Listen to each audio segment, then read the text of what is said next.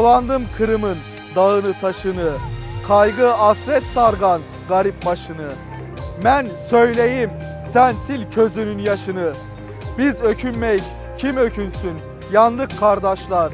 Biz ağlamayık, kim ağlasın, öldük yurttaşlar. Her yerden silingen Tatarının adı, cennet Kırım'ın söngen çırağı. Halkım dep ınli taşı toprağı, biz okunmayı kim okunsun, yandık kardeşler. Biz ağlamay kim ağlasın, öldük yurttaşlar.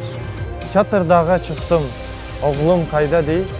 Salgırdan su içtim, yavrum kayda değil. Han sarayga girdim, halkım kayda değil. Biz ökünmey, kim ökünsün? Yandık kardeşler. Biz ağlamay, kim ağlasın? Öldük yurttaşlar. Her bir Tatar evine gavurlar kirgen. Babalar kabrine saban sürülgen. Bu kadar hainlik kayda görülgen, biz ökünmey kim ökünsün, yandık kardeşler. Biz ağlamay kim ağlasın, öldük yurttaşlar. Uçan su kurugan, gül bahçalar solgan. Mektepler, camiler, at ahır bolgan. Bülbül yuvasına kargalar koyundan. Biz ökünmey, kim ökünsün? Yandık kardeşler. Biz ağlamay, kim ağlasın? Öldük yurttaşlar. Aytın dostlar, bu zulümga yürek çıdar mı? Rus çizmesi bizni her daim ezip durar mı?